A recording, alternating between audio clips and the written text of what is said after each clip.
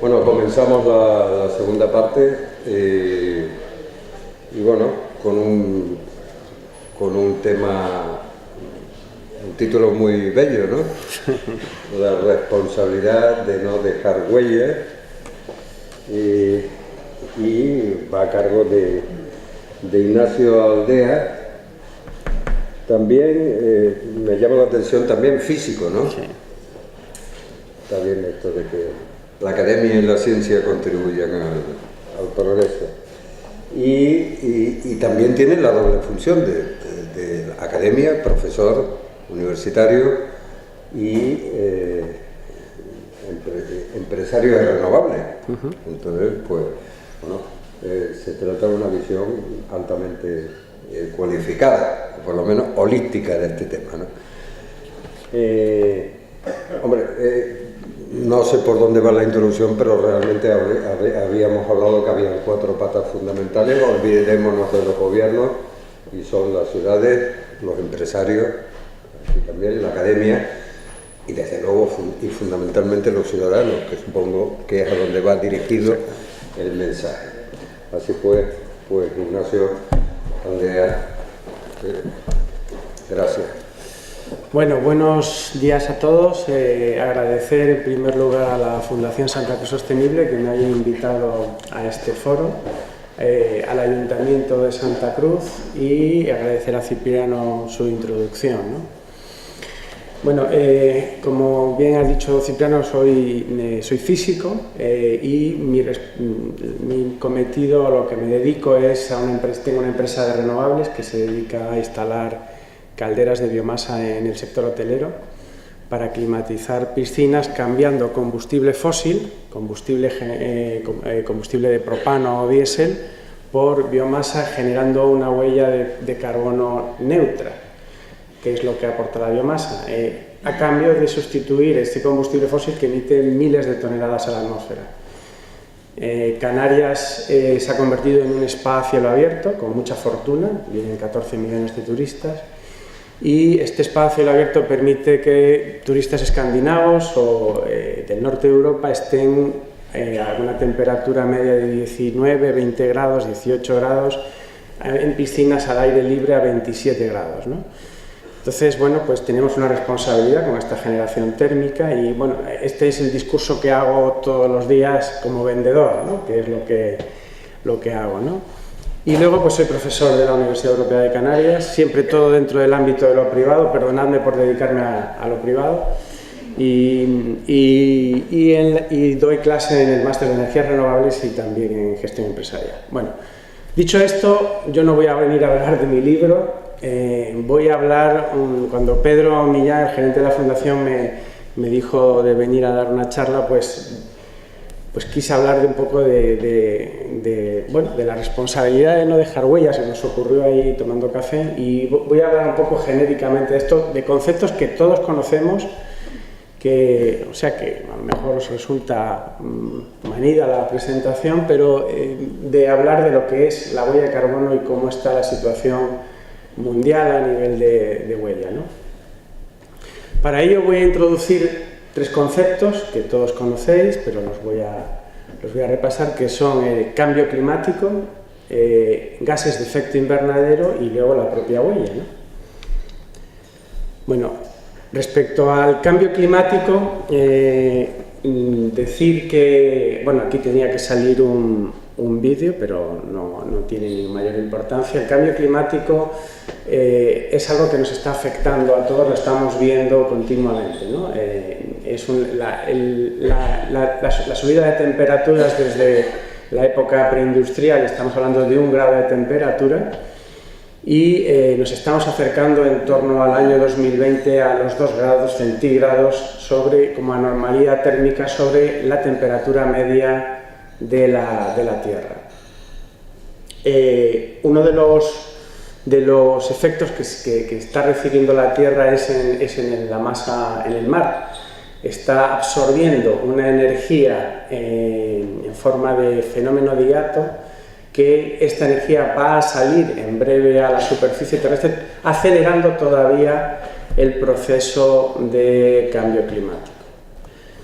Aquí tenemos una gráfica desde el año 1800, desde la época preindustrial, de lo que es la temperatura media anual con la curva en rojo suavizada, donde vemos que en la época preindustrial teníamos temperaturas, se basa en la línea de cero, temperaturas, incluso hay un periodo descendente, y luego ya vemos una curva a partir de 1900 ascendente, llegando, haciendo una extrapolación al 2020 de más de 1 grado centígrado de variación térmica, ¿no?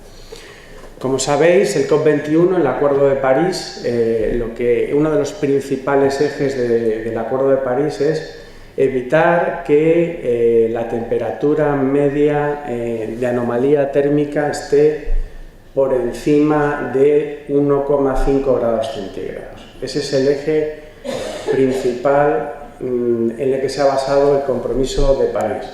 Para ello, uno de los principales parámetros para evitar este cambio climático son los gases de efecto invernadero, ¿no?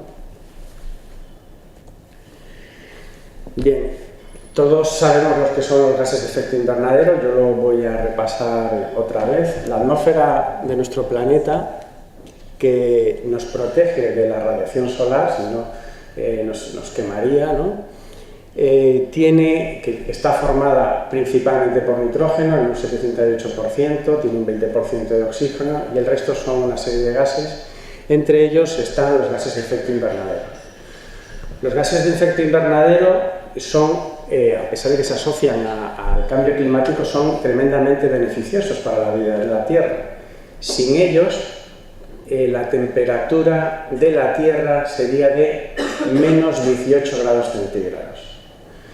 La razón de por qué es así es porque los gases de efecto invernadero, que son dióxido de carbono, metano, clorofluorocarbonos, ozono y óxido nitroso, emiten en la frecuencia del infrarrojo. Entonces absorben energía en el infrarrojo y emiten energía en el infrarrojo. Esto permite un efecto muy apropiadamente dicho de invernadero. Esta radiación solar se absorbe por parte de estos gases que rodean la Tierra y emiten una radiación hacia la atmósfera interior de la Tierra, provocando que la temperatura de nuestro planeta pase de menos 18 grados centígrados, con lo que sería un planeta completamente helado, a 15 grados centígrados de media, que es la temperatura que tiene el planeta de media, de forma estable. Estos gases de efecto invernadero en los últimos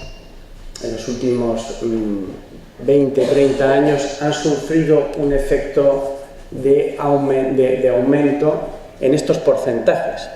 El dióxido de carbono ha aumentado un 56%, el metano un 18%, los clorofluorocarbonos un 13%, el ozono un 7% y el óxido nitroso un 6%. Y este es un problema porque esto está elevando la temperatura de la Tierra media de 15 grados por encima de esto en casi 2 grados centígrados. Si vemos esta gráfica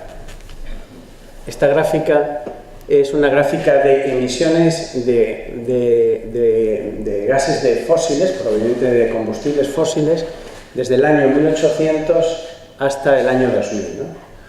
Vemos que el petróleo es el que más ha emitido, luego tenemos el carbón, el gas, que el carbón todavía sabéis que se está quemando, ¿no? En España quema bastante carbón, Alemania también, el gas natural y luego la producción de cemento, que también emite gases fósiles. Si vemos la extrapolación de la curva, que es casi una exponencial, y la comparamos con la población mundial, vemos que en el año 1800 la población de nuestro planeta era de 1.000 millones de personas. En el año 2017, en el que nos encontramos actualmente, tenemos una población de 7.500 millones de personas. Y viendo la evolución de la natalidad y sobre todo en los países emergentes, Se calcula que en el año 2050 la población mundial de la Tierra será de 10.000 millones de personas. Como veis, es también un exponencial. Entonces,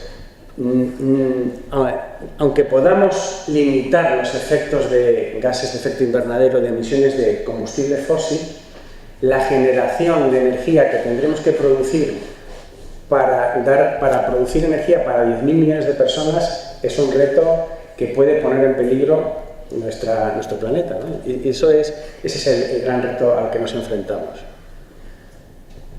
Bien, ¿qué es la huella de carbono? La huella de carbono se define como la totalidad de gases de efecto invernadero emitidos por efecto directo o indirecto de un individuo, organización, evento o producto.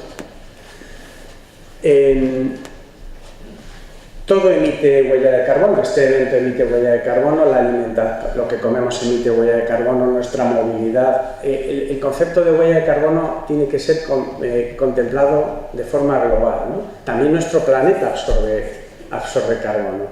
Y ese es el equilibrio al que la Tierra ha estado sostenido durante muchísimos años y que ahora estamos desvirtuando, ¿no? Si vemos esto en números, para hacernos una idea, me ha gustado la presentación que he visto antes donde se hablaba del ratio de huella de carbono de la instalación fotovoltaica, de la instalación que vamos a hacer en la Avenida Sostenible Santa Cruz. Si vemos números globales del año 2014, son números del Banco Mundial, tiene diferentes fuentes, pero los números más o menos coinciden, por hacernos una idea de dónde estamos, ¿no? En el año 2014, el informe del 2014 es el más completo, llega hasta las regiones, las comunidades autónomas, se emitieron 32.281 millones de toneladas en todo el mundo. Hay un 0,8% de incremento frente al año 2013. China emitió 9.087 millones de toneladas de carbono, con un incremento en base año. El base año se utiliza el año 1990 como base de estimación de crecimiento para la huella de carbono, del 337% de crecimiento frente a las emisiones del año 90. 5.176 millones de toneladas de CO2 en Estados Unidos, con un crecimiento en base 1990 del 7,8%. 4.419 millones en Europa, con un incremento negativo del 22% frente al año 1990. Esto que podríamos pensar que estamos haciendo las cosas muy bien en Europa, tiene muchísimo que ver con el traslado de la producción. Mucha de la producción que se hacía en las fábricas en Europa se ha trasladado, como todos sabéis, perdonad que hable de obviedades, a China o a países del sureste asiático.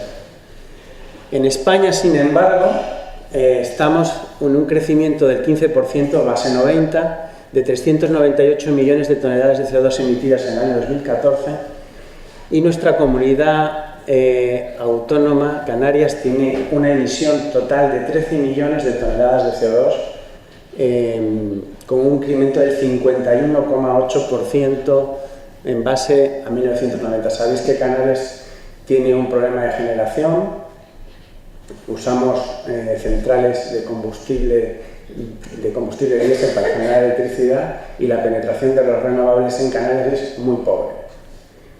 Bien, en el cuadro me abstraigo solamente a lo que es el incremento frente al 2013.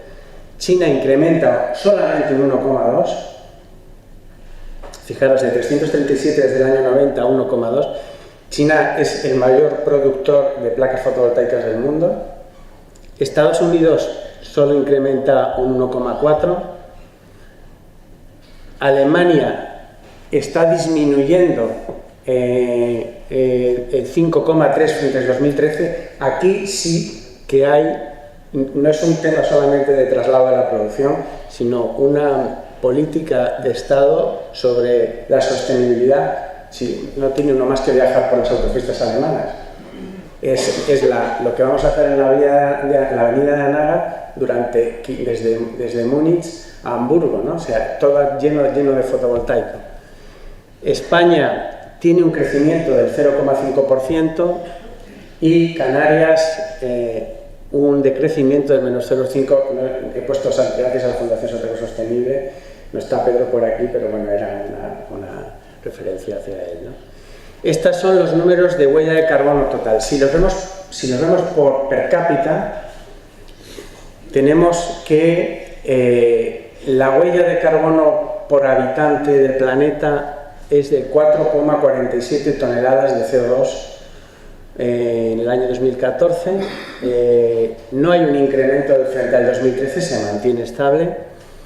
En China, 6,62 de toneladas per cápita, hay un 13,4% de incremento frente al año 90, 16,22 en Estados Unidos, disminuye un 15,5% frente a base 90, 8,72 en Europa, 7,37 en España y 6,30 en nuestra comunidad autónoma. Me he ido a otros datos del Banco Mundial. Como Qatar es el país que más tiene huella de carbono per cápita de 35,73 toneladas y el que menos es Congo, con el 0,06. Etiopía es el penúltimo, con 0,09. Alemania tiene 11,45. Asturias 22,35 y Madrid 3,48. Bueno, esto es un poco para introducir que es complicado, es local el efecto de la huella de carbono y, sin embargo, la suma total es global. Bueno, ¿sabéis alguno la huella de carbono que emitís, que tenéis? ¿Hay alguien que me la pueda decir? 6,30 es la media, ¿no? Muy bien, vamos a ver la huella de carbono, porque lo primero, quizás es por un poco el carácter de investigación, ¿no? Hay que medir las cosas, ¿no? Entonces, lo que tenemos que hacer es calcular, compensar y reducir. Estos son los tres parámetros que se asocian a la huella del carbono: calcular, compensar y reducir. Vamos a verlos. Bueno, aquí yo he calculado mi huella de carbono. Mi huella de carbono del año pasado, del año 2017, perdón, es de 3,62 toneladas de transporte aéreo. El transporte aéreo tiene un impacto enorme en la huella de carbono. Un solo vuelo a la India, ida y vuelta, es 1.500 kilos de CO2, 1,5 toneladas. El efecto es doble, es debido al enorme consumo de combustible que tiene un avión y luego que el consumo se realiza en la atmósfera. Entonces impacta directamente en la huella de carbono y cuanto el vuelo sea a mayor altitud, el impacto es mayor. No por el volumen de emisión, sino por el lugar donde se realiza. Tuve un consumo de 4,02 toneladas de transporte terrestre en un coche diésel, no tengo un coche eléctrico todavía, 0,45 toneladas en hotel y 1,5 toneladas en electricidad. Mi huella de carbono es de 9,59 toneladas de CO2. Yo vengo a hablar de sostenibilidad y estoy por encima de la media, ¿no? Entonces, esto es importante medirlo, ¿no? Vamos a ver con dos programas muy fáciles cómo vamos a medir la huella de carbono y si queréis alguno lo hacemos aquí, ¿no? Voy a utilizar primero el programa de CO2 cero, si me deja, no me hace la faena del vídeo y me deja abrirlo, que es un programa de cálculo de emisiones de huella de carbono, luego veremos otro del Reino Unido. Este programa pues tiene 5 áreas: desplazamientos aéreos, terrestres, estancias hotel, consumo de calefacción y consumo eléctrico. Por poner un ejemplo, yo voy a poner el día de ayer. Yo ayer estuve en Las Palmas y luego fui a dar clase a la universidad por la tarde, ¿no? Entonces, en primer lugar, yo voy a poner los kilómetros de avión que tuve, ¿no? Entonces voy a usar un mapa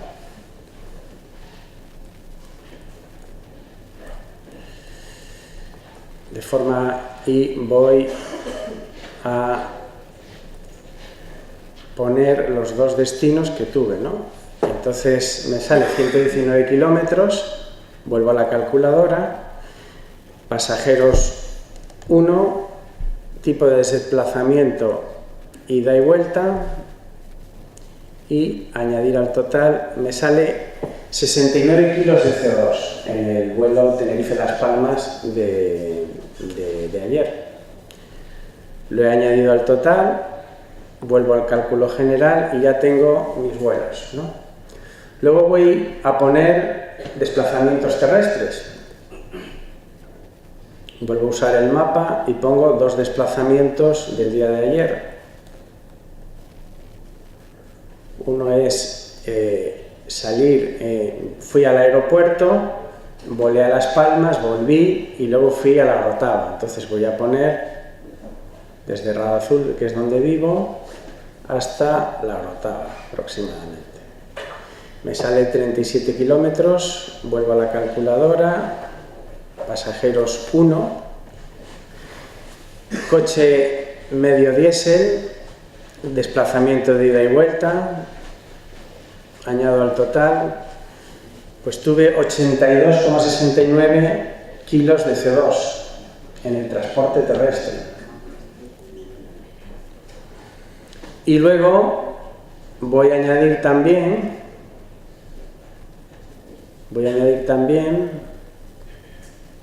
hago otro cálculo, uso el mapa y voy desde el aeropuerto, aquí me tengo que limpiar el mapa, desde el aeropuerto hasta Las Palmas. 34 kilómetros, volver a calculadora, un pasajero, coche medio, también un coche de diésel, ida y vuelta, añadir al total. Bueno, pues en este sencillo ejercicio he comprobado que ayer consumí 95 kilos de CO2. Podría ir a la electricidad, ¿no? Yo sé que tengo un consumo de 3.000 kilovatios año, lo dividiría entre 365 días y lo pondría en el consumo eléctrico, también las noches de hotel, en fin, es muy sencillo de hacer, ¿no? Pero lo que quiero aquí hablaros es de la concienciación, de que sepamos qué huella de carbono emitimos. Luego os explico por qué, ¿no? Bueno, si vuelvo ahora a la presentación, hay otra... Perdonadme. Hay otra herramienta, que esta es británica, y aquí es mucho más completa porque incluye también la alimentación, el tipo de alimentación, las compras que hago, el teléfono, los seguros, la educación. Meto también en esta huella los desplazamientos que he hecho en autobús, en guagua, en tren internacional, en tranvía. Aquí tenemos un fantástico tranvía en Santa Cruz. En moto, que es diferente el consumo que tiene la moto del coche, los vuelos. El de vuelos es muy interesante porque lo hace por código IATA, ¿no? Yo, por ejemplo, voy a calcular un vuelo de ida y vuelta desde Tenerife Norte a Calcuta, el aeropuerto Chandra Bose de la India, por Madrid, Barajas. Un vuelo 1, ida y vuelta. Y aquí lo tenemos, 1,5 toneladas de CO2. Este es muy completo y es interesante que los que estamos preocupados por esto sepamos qué huella de carbono emitimos, ¿no? Bien. ¿Y qué hago con todo? ¿Qué hago con esto, no? ¿Qué hago con esto? ¿Qué hago con mis 9,59 toneladas de CO2 que he añadido? Porque Claro, yo podría decir, voy a cambiar mi coche diésel por uno eléctrico. Lo debo de hacer, es el mayor consumo que tengo. Dejar de viajar en avión es complicado, ¿no? Entonces, hay una cosa que sí puedo y debo hacer, que es el escenario donde nos vamos a situar en el futuro, que es el de compensar, ¿no? Mi huella de carbono equivale a plantar 38 árboles, ¿no? Yo me dedico al mundo de la biomasa, la sostenibilidad, hacer que la masa forestal crezca para poder ese crecimiento vegetativo que además es necesario entresacar, pues me encanta esta idea, ¿no? Pero bueno, en mi terraza creo que puedo plantar uno, ¿no? Y no muy grande, ¿no? Entonces, bueno, si hay alguna acción de plantar árboles me apuntaré, ¿no? Pero no solo existe esta iniciativa, ¿no? Hay hoy en día organizaciones que se dedican a implantar la huella de carbono. Y estas son, por ejemplo, vamos a ver 3 proyectos muy rápidamente. Uno es, luego veremos unas fotos, la conservación de la Amazonia en Madre de Dios, en Perú. En la Amazonia existe un problema muy grande de deforestación. Se está construyendo una gran autopista transoceánica entre Perú y Brasil. Y el problema es que no solo es la propia autopista la que está deforestando, sino que hace accesible zonas que no se podía acceder en el Amazonas y que está deforestando, están accediendo taladores y ganaderos y agricultores ilegales para deforestar. En este caso yo puedo hacer una transferencia de 9,70 euros por tonelada por 1.000 toneladas anuales, pues haría una transferencia de 93,02 euros. Con esto compensaría mis toneladas de CO2 en un proyecto en la Amazonia de reforestación. Otro es prácticas de agricultura orgánica en las comunidades indígenas en Guatemala. Aquí ellos tienen una economía de subsistencia y el problema de estas gentes es que han sufrido impactos de fenómenos de huracanes y fenómenos de cambio climático, y por lo tanto pues se está haciendo una acción sobre ellos, ¿no? Aquí mi tonelada sale un poco más cara.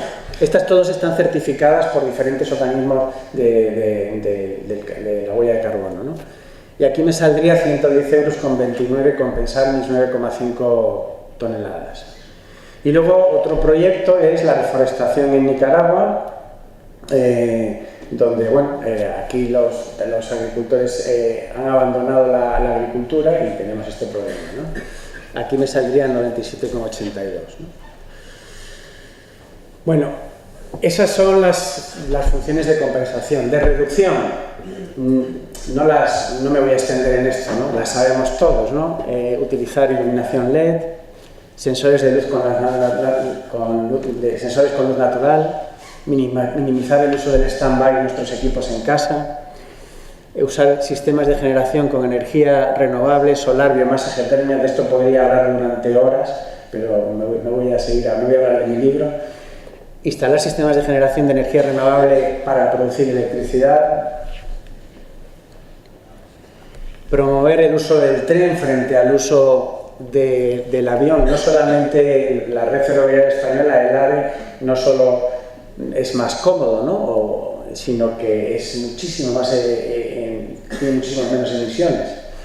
Promover el uso de transporte público como en los viajes de personal laboral, elegir vehículos de flota con motores eléctricos, implementar incentivos para el uso de la bicicleta como medio de transporte, establecer sistemas de car sharing para universidades, para entidades de trabajo. Muy importante también saber lo que estamos consumiendo en huella de carbono, calcular la huella de carbono de la entidad, compensar la huella de carbono, reducir la huella de carbono y desarrollar un proyecto clima, ¿no? Aquí le lanzo el reto a la Fundación para lanzar un proyecto clima en la ciudad de Santa Cruz, ¿no? Vamos a ver, por último, unas fotos de cambio climático para terminar esta charla. De lo que era y de lo que es ahora nuestro planeta. Esto es un glaciar el glaciar Northwest en Alaska. en los años 40. Esta es la foto actual. Ha desaparecido todo el hielo y no tiene pinta de que vaya a volver, ¿no? Aquí tenemos el glaciar Helmein en Groenlandia. Esta foto es del año 2001. Vemos toda la lengua del glaciar y solamente 4 años más tarde la lengua del glaciar está rota, está llegando a la morrena, ¿no? Aquí tenemos, todas estas son imágenes de la NASA. Aquí tenemos en Iowa, la ciudad de Hamburg, donde sufrió por efectos también de cambio climático grandes inundaciones, y esta es la foto un año más tarde, ¿no? Permanece todavía así. Esta es el famoso huracán Irma en las Islas Vírgenes antes del huracán, en el año 2017, agosto del 2017, y esta es la foto en septiembre. Como veis, ha desaparecido toda la masa forestal por efecto de un huracán. Aquí tenemos un lago en Sudáfrica, y esta es la foto actual, por sequedad, por ausencia de lluvias. Esto es en India, cerca de las estribaciones del Himalaya, por efectos de todo el desprendimiento de las masas árticas del Himalaya, pues ha inundado toda esta zona, haciendo inviable la vida allí, ¿no? Y esta es la foto que más reflexión me hace tener, que es justo uno de los proyectos que os hablé de huella de carbono. Esto es en la Amazonia, en Perú. Es la frontera entre Perú y Brasil. Esta es la ciudad de Pucallpa. Esta es toda la cuenca amazónica, y esta es la foto actual. Está completamente deforestado, ¿no? Vemos un montón de calvas y zonas totalmente sin vegetación, ¿no? Pues nada más, yo solamente quería daros una reflexión final. Siempre se habla de que heredamos el planeta de nuestros antepasados y se lo cedemos a nuestros hijos. Bueno, me gusta más esta frase: no heredamos la tierra de nuestros antepasados, sino la tomamos prestada de nuestros hijos. Muchas gracias.